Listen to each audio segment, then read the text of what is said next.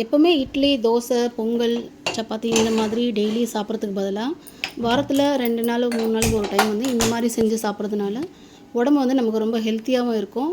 இது ஒரு நல்ல டயட் ஃபுட்டும் கூட. இது குக்கரில் தான் செய்யணும். குக்கரில் செய்யும்போது தான் வந்து அது சீக்கிரமாகவே வெந்துடும். நீங்கள் வேறு பாத்திரத்தில் வச்சிங்கன்னா கொஞ்சம் லேட் ஆகும். ஃபஸ்ட்டு குக்கரில் வந்து 1 ஸ்பூன் அளவு நான் நெய் போட்டுட்ருக்கேன். நெய் காஞ்சதுக்கப்புறம் 1/4 கப் அளவு வந்து தலியா, இதுக்கு பேர் வந்து தலியான்னு சொல்லுவாங்க. கோதுமையை உடச்சி அதில் வர அந்த தானியம் தான் வந்து இதுக்கு தலியான்னு சொல்லுவாங்க. நார்த் இந்தியன் சைடில் தான் வந்து இதுக்கு பேர் தலியான்னு சொல்லுவாங்க.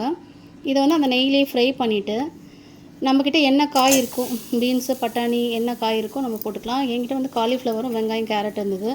இப்போ நான் அதை கூட சேர்த்து நல்லா வதக்கி இதோடு சேர்த்து வேக வைக்க போகிறேன். அது கூடவே இந்த காய்க்கும் இந்த தலியாக்கும் தேவையான அளவு உப்பு சேர்த்துக்கலாம். சேர்த்துட்டு எல்லாத்தையும் சேர்த்து ஒன்றா மிக்ஸ் பண்ணிக்கிறேன்.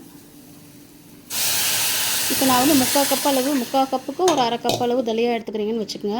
அதுக்கு 2 கப் அளவு தண்ணி சேர்த்துக்கலாம். தண்ணி சேர்த்துட்டு அது கூடவே ஒரு சிட்டிகை மஞ்சத்தூள் சேர்த்துக்கலாம். சேர்த்துட்டு இதில் குறைஞ்சது 4லேருந்து 5 விசில் வரைக்கும் நம்ம மூடி வேக வச்சிடலாம். அதுக்கு முன்னாடி ஒரு விஷயம் சொல்ல மறந்துட்டேன். இது வந்து பச்சை பயிறு நான் ஆல்ரெடி ஊற வச்சு இது முளை கட்டி வச்சுருந்தேன். இதையும் வந்து இது கூட சேர்த்து நம்ம வேக வச்சு வச்சிடலாம்.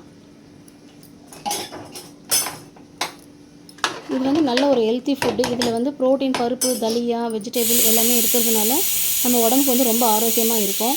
கண்டிப்பாக இந்த ரெசிபி வந்து நீங்கள் ட்ரை பண்ணி பாருங்கள். டேஸ்ட்டாகவும் இருக்கும். செஞ்சு பார்த்துட்டு உங்களுடைய கமெண்ட்ஸ் வந்து எனக்கு கமெண்ட் செக்ஷனில் ரிப்ளை பண்ணுங்கள். ஜெயஸ் விலாகை வந்து சப்ஸ்கிரைப் பண்ணிக்கோங்க. பக்கத்துலேயே பெல் பட்டன் இருக்கும், அதையும் டச் பண்ணிக்கோங்க. அப்போ தான் உங்களுக்கு நான் போடுற ரெசிபிஸ் எல்லாமே அடிக்கடிக்கு வந்து அதில் வரும்.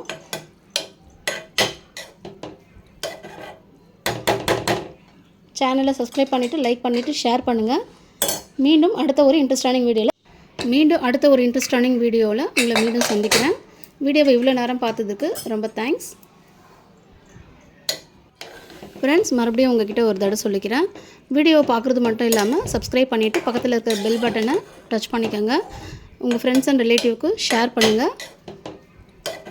நான் வந்து நம்ம சேனலில் பேக்கிங், பியூட்டி டிப்ஸு, குக்கிங் எல்லாமே போடலான்னு இருக்கேன். ஏதாவது டவுட் இருந்தால்